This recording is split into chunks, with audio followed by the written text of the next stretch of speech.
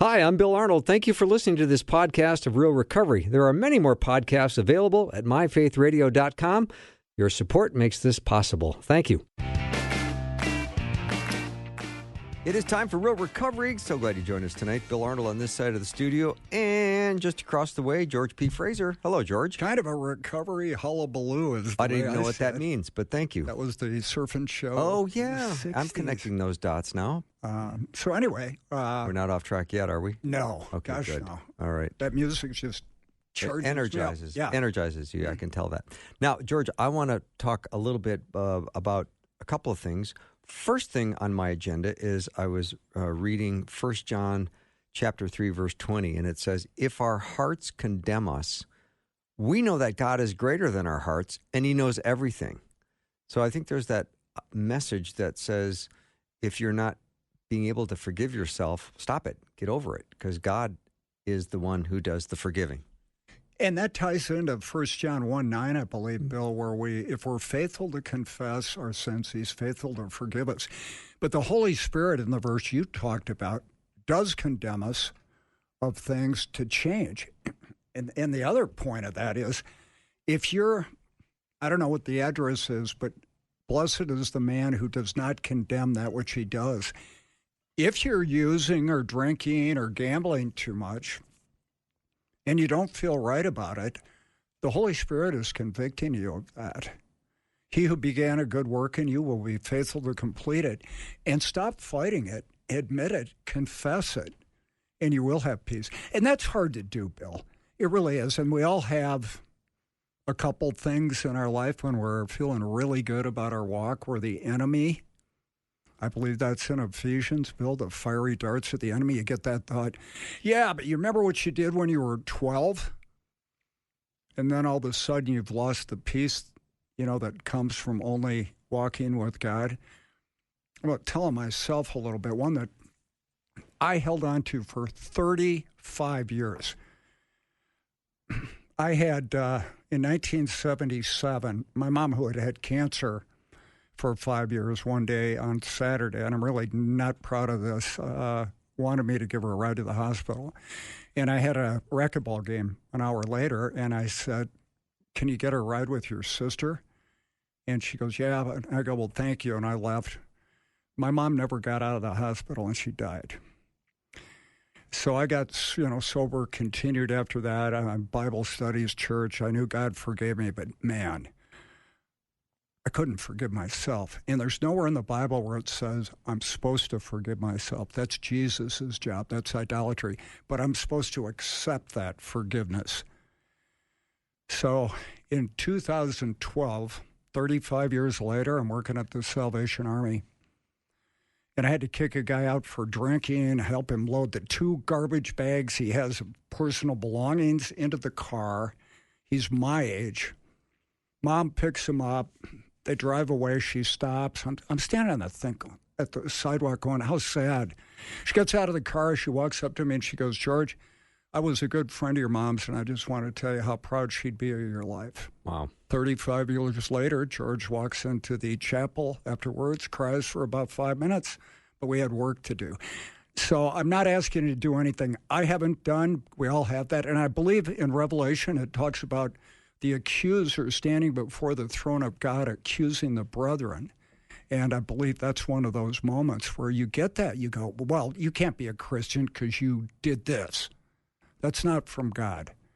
And I have to go, God, please help me with this. I know you forgive me. Please give me the strength to accept that and move on from this. Oh, appreciate that, George. It's a great story. I know it's hard for you to tell that story. But it doesn't make me look really good, one of the many. Well, but that's it's why true. It's probably and hard. God used that to really help me. And so if you're struggling with something, and all the guys I work with, Bill, when we get to step 5 where we admit to God, ourselves, and another human being the exact nature of our wrongs, when they get done, I tell them I'm going to go to the restroom for a minute, and when I come back, I want you to tell me the 3 things you weren't going to tell me. And almost every guy goes, how did you know that? Well, that was used on me, and it's true. Mm-hmm. George, I would venture to say everybody that steps into recovery realizes that unless they come to grips with step 1 in the recovery book, that nothing is going to happen. That is correct. Unless they say, I am powerless over drugs and alcohol. And we can also throw that is powerless over sin in our lives that become unmanageable. Well, people miss this step because it says we admitted we were powerless over alcohol and our lives were unmanageable. And you go, well, that's why I can't manage my life. No, the reason is because you're running your life. You're God in your own life. What are you powerful over? Nothing. Your next breath comes at the mercy of an all-sovereign God. Everything that happens, He allows. Our job isn't to try to figure out why He allows stuff. It is to be obedient and trust, obedient and obey. Pick up your cross, deny yourself, and pray for the power to carry that out. And that's how you walk it out. Mm-hmm. So it's very hard to take an honest look at your life and tell the truth. Right? That was a TV show. It was? Bill Cullen or something? Yeah. Tell the truth? Tell the truth. And you're right. I mean, you have to show up and say, I need to tell the truth on myself.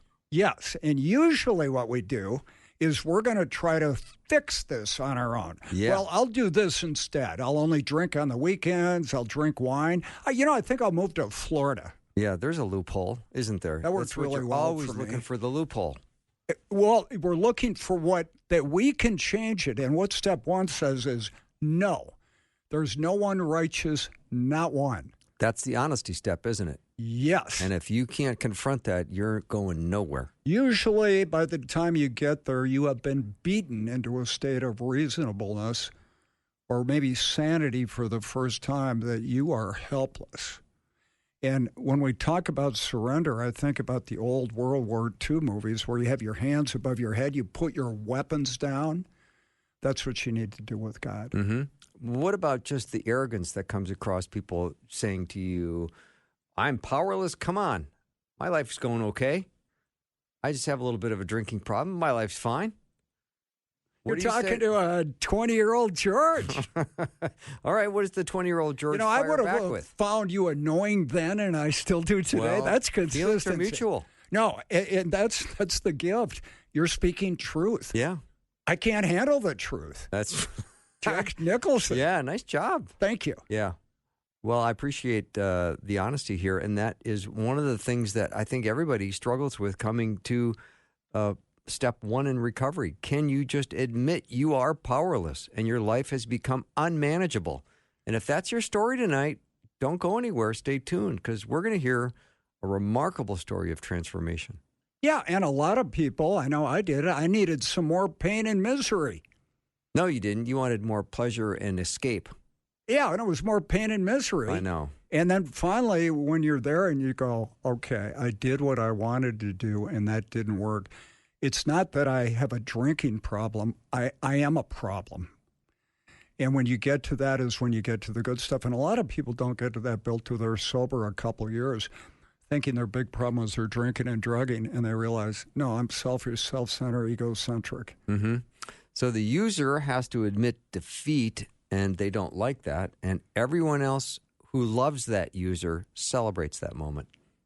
Yes, but they have a wait and see. Don't tell me, show me. I get it, and that's part of the recovery process. But if you are new to real recovery, we're so glad you tuned in. You will hear tonight a story of incredible transformation where God reached down and pulled our guest Lorna really out of a pit and not only saved her, but gave her purpose and hope and freedom from despair and desperation.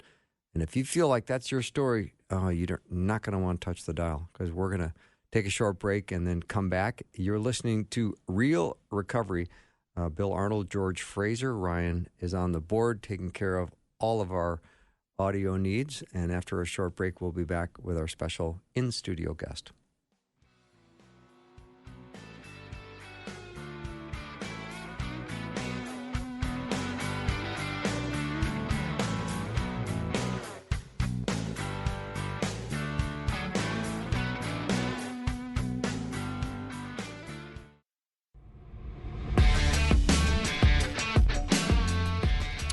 Welcome back to Real Recovery, Bill and George. George, we got a great show tonight. Looking forward to it. I am too. Yeah, and way to go on that opening. again, the George P. Fraser wisdom came through loud and clear. Oh, it's God all the way. I agree. You know that. I couldn't agree more. He uses the broken vessels. Yeah, that'd be That was good, wasn't it? It's right off the top of my head. Yeah. Well, you never prepare, so everything's off the top of your head. This is my life. Your whole life has been I preparing. live in a camper out in the parking lot, and once a week they let me come in. I didn't think you were ever going to admit to that. Thank you for being so vulnerable. All right, George, let's get underway with our guest, Lorna. She has agreed to come on and tell her story of what God's done in her life, and it's an amazing story. Lorna, we're so glad that you could join us today. Thank you. Thank you for having me. You're so welcome. We're so curious to find out all about young Lorna when you were just a little girl and what life was like. Oh, little Lorna. I was, I had my mom and dad and my sister, and I really loved my family, and we were close. I was a daddy's girl. My mom worked. She was the head of household. We were all close until about 8 years old. That's when we moved to Minneapolis from North Dakota. And I didn't understand it at the time, but there was a huge shift in our family, and there was a lot of fighting all of a sudden. And I remember, to chunk it all in one huge chunk right away, from 8 to 18 years old, my parents fought every day. They argued every single day from 4 p.m. when my mom got home to about 2 a.m. every single night for 10 years. So it went from comfort to this all of a sudden change. I didn't realize until I was an adult that my mom had an affair in North Dakota. And my dad was very heartbroken, but very emotionally abusive and violent. I wouldn't say violent, I'm sorry. No, he was very emotionally abusive. And so that's what I lived with every day. My mom she was the one that used to get abusive with him. I had to call 911 on their fighting because he was turning purple. She was on top of him, about to kill him. And I was 10 years old and ran to the neighbor's house. And he ended up going to jail. And I was so confused. I didn't understand. He got out the next day, but there was a lot of pain in my household. Boy, it sure sounds that way. That would be a very challenging environment in which to, you're a 10-year-old, 8-year-old girl coming home from school, and all of a sudden now from 4 till 2 a.m. there's arguing going on. That would be hard to manage. Name calling. And it doesn't seem like home is a safe place. No, it wasn't. Emotionally, you were probably on pins and needles. I was on pins and needles. I was confused because I loved my parents, and I just didn't understand. I started to hate my dad when I was a daddy's girl. I was with him all the time, but I started to hate him because of the things that he would say to my mom. Not knowing, not that it made it better, but I didn't understand where the fighting was coming from. I just thought that he turned into a monster. Mm-hmm. Was there drinking going on between your parents? There was no drinking going on. My dad he quit drinking when he met my mother in 1979. I was born in 81. So he had been sober for a couple of years before I was even born. There was no spirituality or God in our home. Okay. So your dad obviously felt very angry about the affair and was retaliating nonstop. Nonstop. Yeah, and obviously that was not getting forgiven or processed or counseled or anything, right? No. That was just raw. Yes. Okay. I remember in school when they saw the sudden shift. I went through K through 8 school. I started going there in 3rd grade. So in 7th grade, the staff saw a switch. They saw something happening in me. And I saw a counselor and started to speak with her about how I felt inside. And I told her, I don't feel like living anymore. I don't want to go home. And they locked me up in the hospital. And so then after that, I was afraid to talk about how I felt. as an adult, I realized, she did the best thing, but it really put something in my soul that I can't talk about the things that I feel inside. Something's going to happen to me. I'm going to get locked up. I'm not supposed to feel that way. I felt like I was in the wrong for that, which was processed differently. I know now that she did the best thing for me at that time. George, does it sound like don't talk, don't trust, don't feel? Yeah, it's really sad. And when I hear that somebody is not violent because they're verbally abusive, I think that's just because you can't see the marks, right? Mm-hmm. And to grow up in a situation like that, who do you trust?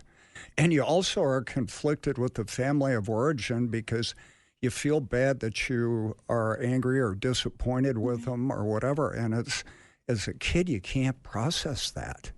Well, you don't have the language to process it.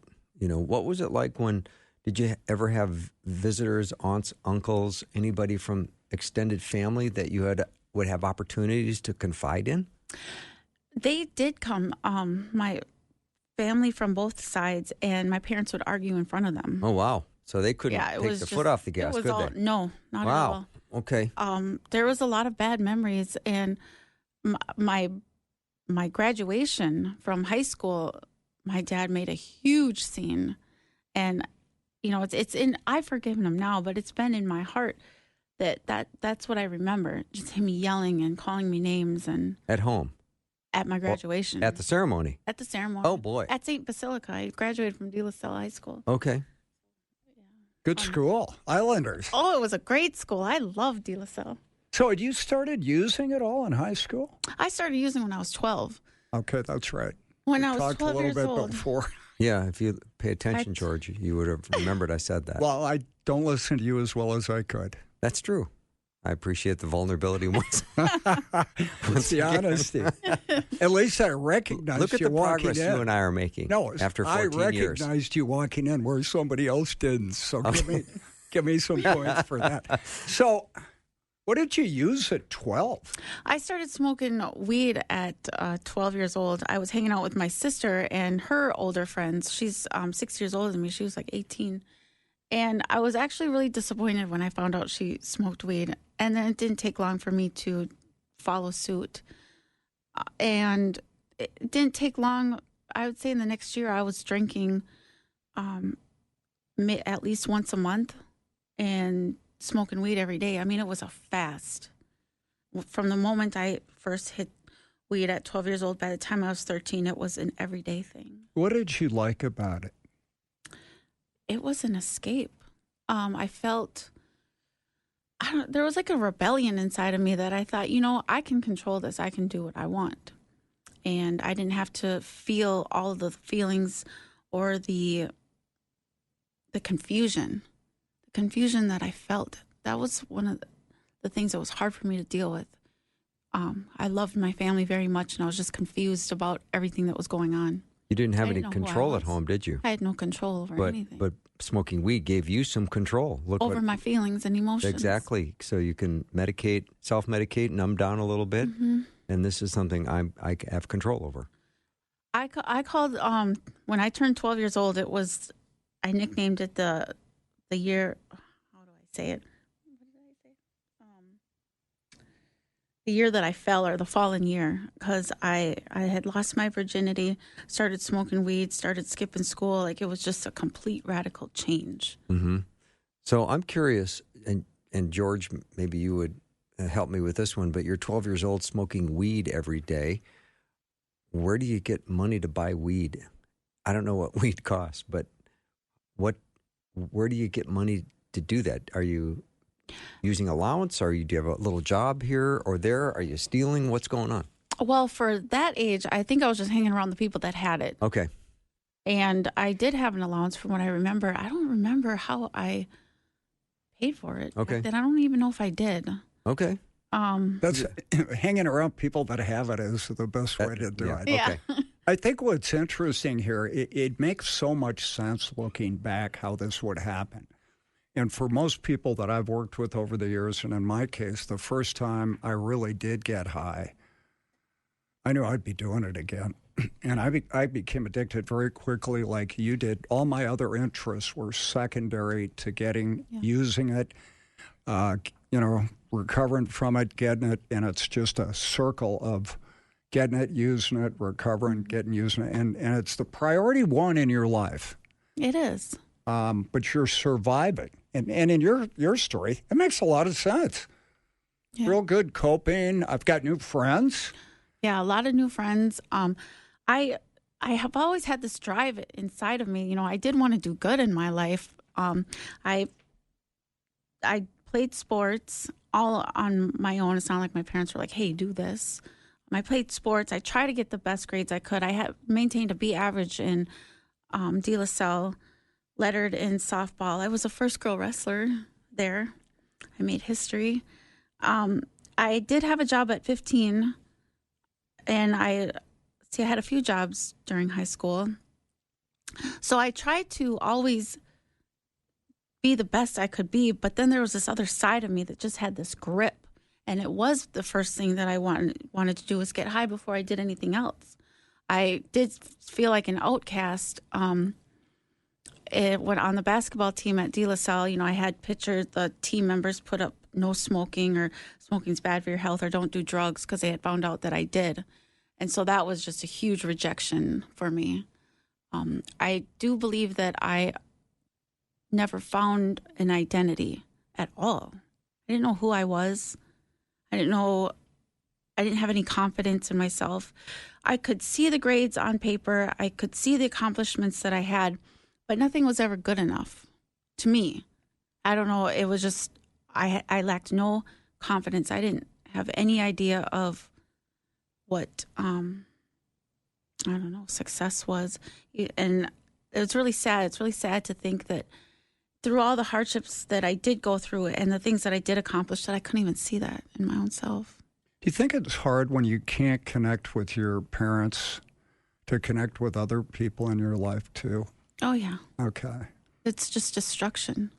I mean, George and Lorna, how would you be forming your identity when at night you go home and listen to arguing for 8 hours? Yeah. What identity are you forming? What are you understanding about yourself? I mean, to me, the home has always been kind of that place of restoration and building up, because you go out into the world every day as a student and a kid, and if you don't have a sanctuary at night to go home to where you get love and acceptance and affirmation, I don't know how you would be forming your identity without that. That's a good point. Everything you do, you're part of different subgroups, but you're not really connected with them other than the activity. That's pretty lonely. Yeah. The no smoking on the basketball and stuff, if you had played hockey, that never would have been an issue. So that's the deal. How were your grades? My grades? They were, I was on the B honor roll. Good for you. So here's some talent. And later in your story, we're going to see some resiliency, which is the characteristic we need to overcome things and with God's help get sober. But that's down the road. Yep. Yeah. So after high school... So my parents divorced in June of 99, the year that I graduated. And my dad went to North Dakota and my mom moved to South Dakota with someone else. So I was left in this house in Northeast Minneapolis, all on my own, 18, going to the U of M because I got accepted there, and not knowing, I was a 12-year-old inside of an 18-year-old body, not knowing anything, and they just left. Wow. So I turned that house into a party house. And it didn't take long for me to get kicked out of the U of M, less than 6 months. When I was 20, I had my first child. And by the time I was 23, I had been partying so hard that meth came into the picture. All right, we're going to take a little break and come back, hear more of Lorna's story. You're listening to Real Recovery with Bill and George. Ryan's on the board tonight, as always. We'll be right back in just a minute.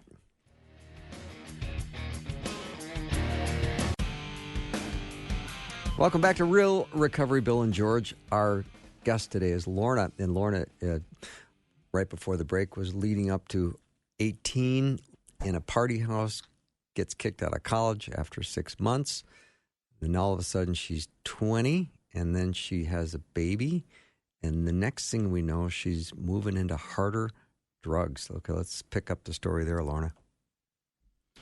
Yeah, so I was about 23 years old when I had my first hit of meth. And that's when I realized that I could get addicted to something real fast. The first time I hit it, and the next day I wanted more, and it didn't stop. And my child, she had moved in with her grandma, and that's when I first felt devastation, loss, chaotic lifestyle, violence, danger, guns, the police coming into my household, holding guns to my head. It went bad fast. And I lost everything. I did go to treatment in 2005, and I was out in 3 months, had some sobriety time. The next 10 to 15 years, I struggled on and off with meth abuse. I did have 5 years clean. I would get to this point, and then everything fell. But I tried to do everything on my own strength, and I have this performance issue. That's where I would find my identity, and my worth was how well I could perform things. It wasn't how well I was just being me. It was how well I could be a mom, how well I could be a girlfriend, how I could get a household together. And I strived so hard for this that I wore myself out. And every single time I fell back into an addiction. So, Lorna, you would feel this sense of defeat, and the only answer to the sense of defeat would be to use. Yeah, escape. Okay. How were you able to string 5 years of sobriety together? What were you doing to maintain that? I did go to NA for a few years, then just gripping at the skin of my teeth, trying to maintain a job. I went to school to be a vet tech. I accomplished that. Went to school to be a surgical tech. I accomplished that. Like I would do all these things, but I never finished it. And I think having some stability kept me sober, but I wasn't serene inside. It was still chaos. So it wasn't good enough? No, wasn't good enough. So you had gone, I believe, to a Catholic high school and school. Did you have a relationship with God from your early childhood or late childhood? When we moved to Minneapolis, there was a church down the block. My parents were Native American, and they didn't want nothing to do with it. But that church was calling me, and I wanted to go there. And my mom did honor that, and we started to go on Sundays. It was a Catholic church. In 2 years, I was baptized, confirmed, did the Sunday school. I did all that on my own. That's what I wanted. I didn't understand what I was doing. It was just something that called me. And that's when I first had a relationship with Jesus. No, I wouldn't say relationship. It's when I first knew who he was. Okay. And then during the fights, my dad started to call it a cult, and they just quit going, and I just quit going. Your dad did what? Called it a cult. Oh, called it a cult. Okay. Yeah. And so then it just fell aside. And especially when I turned 12, it really fell to the side. I ended up at De La Salle because my mother did not want me to go to a public school. She thought that I wouldn't survive. So that's how I ended up at De La Salle. Whether it was Catholic or not, I don't know if it had anything to do with her decision. She just wanted me safe and thought that was the best thing. During those 4 years, I don't remember having any type of relationship at all with Jesus. I was in survival mode. We did pray. It was very religious, and I didn't feel a connection there. And then when I went to college later on in life, I did a Native American history class, and I found out, the history of what had happened. So then I had an identity crisis. I totally turned my back away from Jesus and God. I said, he doesn't exist. I was mad. I was mad that I was American and Native. I didn't know who I was, just the identity thing coming up again. And I remember throwing away Bibles that were around me. It was just a really bad time in my life. But I still always felt this guilt inside of me for not loving him during that time.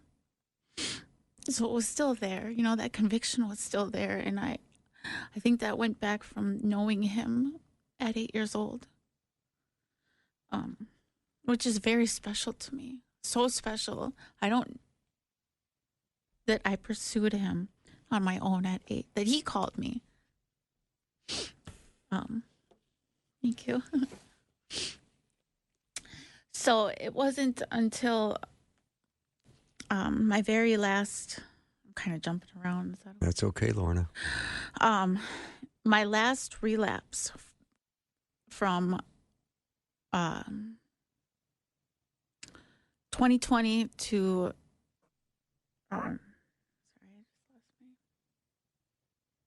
We were talking about your last relapse. How many years ago was that? So in 2020, it was June of 2020 to December of 2023, and those were the worst years of my life. That when I said I lost things before, I completely lost everything. I lost all of my family.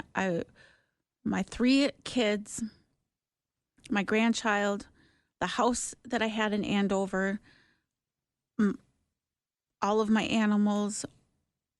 I lost all that. I ended up on the streets. I was living in storage units. I was pretty much close to suicide in the summer of 2023. I remember being so alone and living in this storage unit where they had found a woman who had been dismembered while I was there. And that I really felt like the ghosts or the hauntedness of the street of, I don't know, it was just really bad. But I did end up going to jail that summer. And that is when I hit my knees and I called to the Lord. I didn't call to the Creator. I didn't call to anybody. I called to the Lord and I said, you know what? I need you so bad.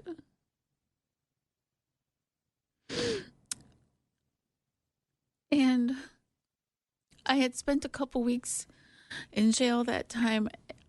And after I finally hit my knees, no one was wanting to help me or bail me out, which I understood. But it's still, when you don't know when you're going to get out of jail, there's this panic inside of you. After I got on my knees and I called out to him, there was a peace. There was a peace that came about me. And it didn't matter how long I was going to stay in there. I knew for some reason that it was going to be okay. I did get out and I went right back to the streets. And then things got really worse from July of 23 to like December of 23. I now know that during those 6 months, I had to break everything. I had to be broken down to nothing so I could finally completely open my hands and let him do what he needs to do and save me. I couldn't have any more pride. I couldn't have any more, I can survive the streets one more night. I just had to be completely broken down. But he was faithful and he answered me. That's where we have to get, usually. And when you ask for him to help you, he shows up, doesn't he? Yeah. So you said that you were in jail with some time to do, and you had peace. I had peace. And there's only, I've been in jail myself, there's only one way that would happen, and it's not because you got a new TV in your cell, you know? And it's interesting, a lot of the people that are on our show, when they're cuffed in the back of the car, they have real peace because the gig is up. And we talk about the Department of Corrections being such a great evangelical tool in this country. Yes. So I believe that. Yeah. Miraculous story. Mm-hmm. So, Lorna, now you feel like the peace of Christ has come into your life. Yes. Have you put your belief and trust in him at this point? It sounds like you have. Yes. Okay, so now there's that additional 3 months of going out, and things still got worse. So then the next step was what? Calling Teen Challenge. Okay, now we got... I had heard of Teen Challenge. My oldest daughter, actually had been there twice through the short-term program. And it just kept coming up through people that I knew that were still using. That's all the people I talked to. I'm like, maybe I need to do something. I need to change. Something needs to happen. So I called them and got in December. And I was ready. I believe that when I walked into those doors, I was completely surrendered. I don't care what rules I had to follow. I don't care what they took away from me. I didn't want to smoke cigarettes anymore. That was a big rule, of why I didn't ever think of going to Teen Challenge before. Because I'd smoked for 30 years. I don't know why that's funny, but I was completely surrendered. All I know is I didn't want to live the way that I did, but I didn't want to give up on my life either anymore. There was this hope inside of me that I wanted something different. And when I walked into those doors, the first 3 months, I was still trying to find my identity and other things. I thought that once I walked in, I was going to have this restoration with my children, who I had been gone for 4 years from. And that ended. They came to visit me in February 19th. And the visit lasted no more than 15 minutes. And it ended with them screaming at me, telling me how I abandoned them, what I did to them, everything that I deserved to hear. And I remember looking at the staff like, is this going to stop? And they were just bewildered too. And I had to sit and take it. And they left. And the next day was my birthday, and I was in chapel in the morning time. I remember thinking, what is this all for? What am I doing this for? I've ruined everything. I've been here 3 months, and no one wants to talk to me. And it was during worship that usually I'm standing, and the sister behind me said, Lorna, this is where you get up. The enemy wants you to stay down. You stand up and you start worshiping like you always do. And so I did, and that's when I seen him hold out his hands, and he said, are you going to give them to me now? Wow. And I said, what? And he said, your children, they're my children first. You give them to me so I can show you who you are in me. Not as mom, not as a daughter, not as an addict, not as anything, not as a student, an A student, nothing. Let me show you who you are in me. Oh, and so that day I said, I'm just going to give up any expectations of restoration of my family, and I'm just going to pursue him and do this day by day. Wow, what a bold and courageous move. Lorna, we're going to take a little break and come back and continue to hear Lorna's story. You're listening to Real Recovery with Bill and George. We'll be right back.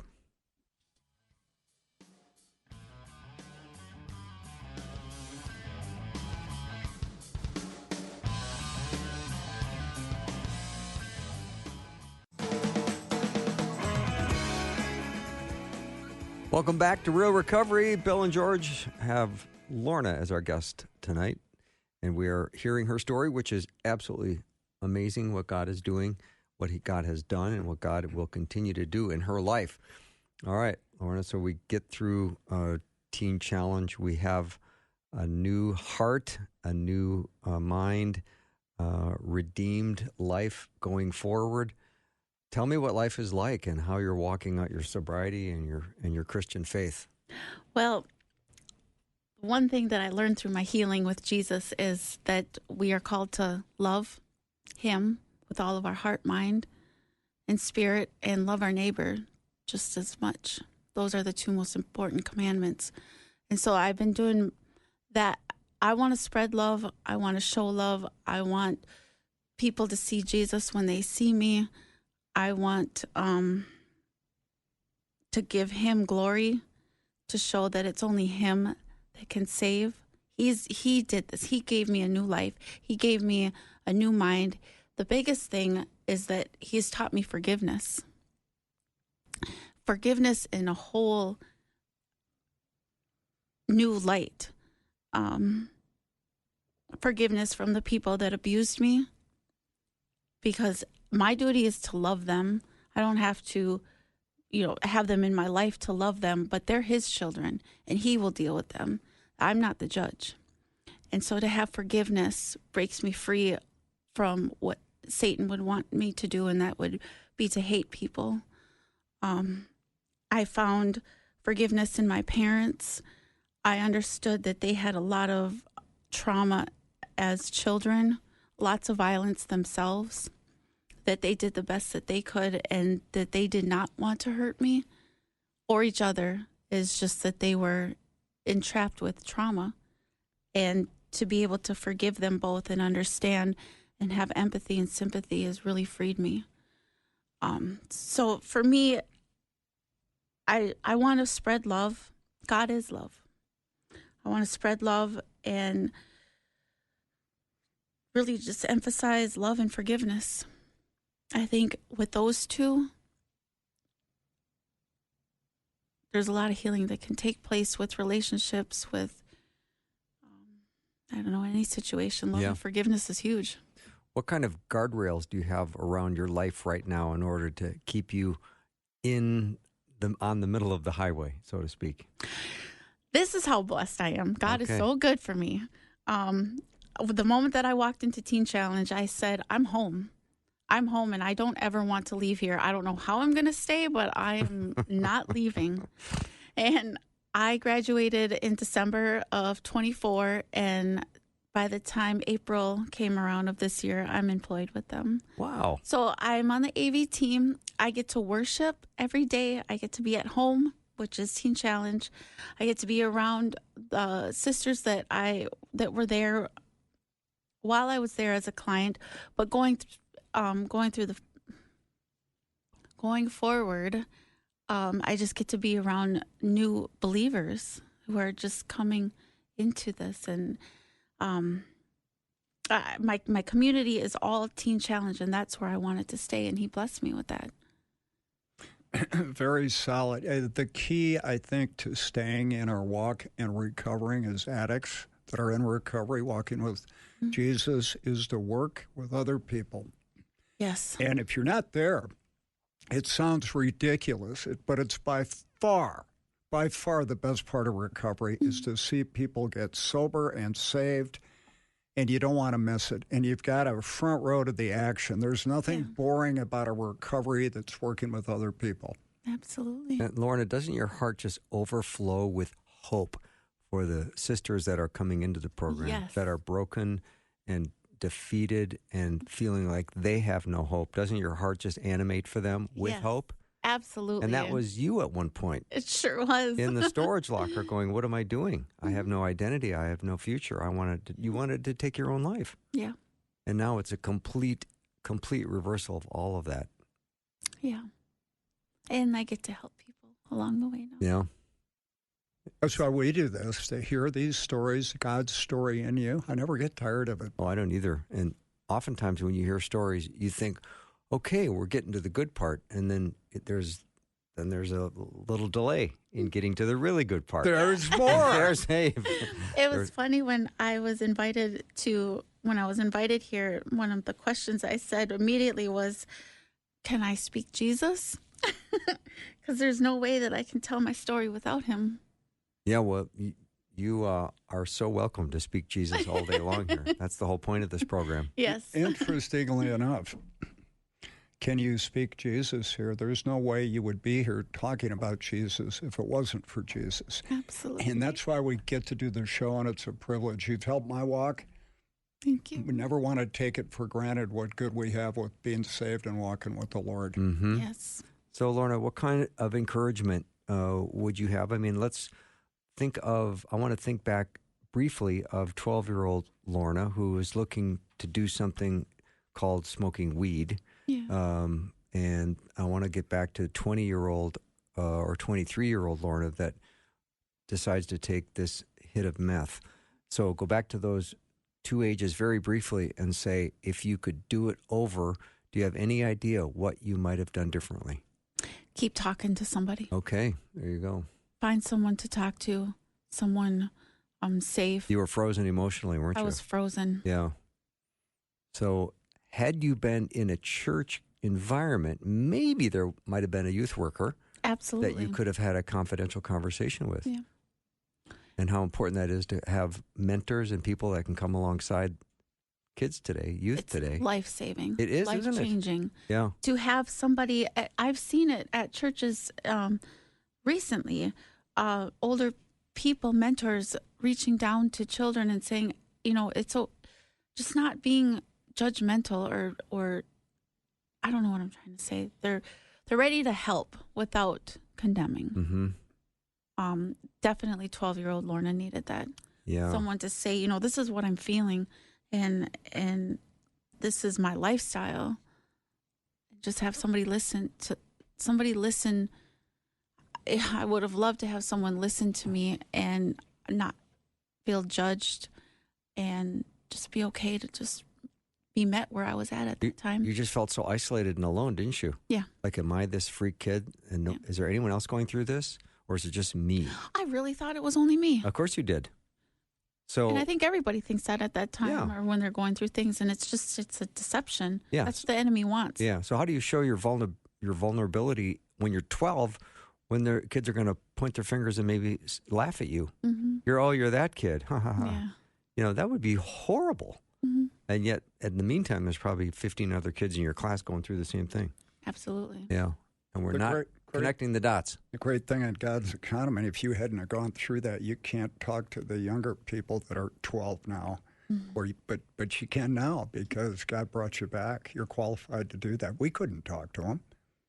Some angry guy with a Bible telling me not to do drugs and get around. And I remember that. Mm-hmm. It's like you have no idea what you're talking about, but you do. And God not only saves you and dust you off, but he's got a ministry for you and you're doing it. And that will keep you walking the line.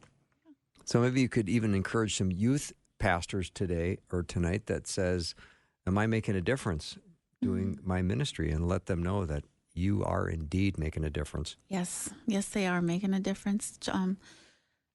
Children are so vulnerable, and I did need that adult back in the day to say, "Hey, I care about you."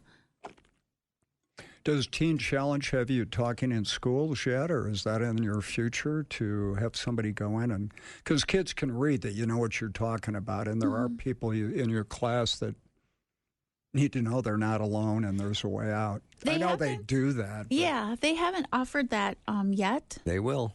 But I really want to go back to the jails and help the broken ones there. That's where I found. Well, God's going to use you in great ways, Lorna. Thank you so much for telling your stories. Great meeting you, having you on the show. That's all the time we have for Real Recovery tonight, George. It's been another great award-winning episode. Thank you. Yes, thank you very much. Have a great night and look forward to having you join us next week.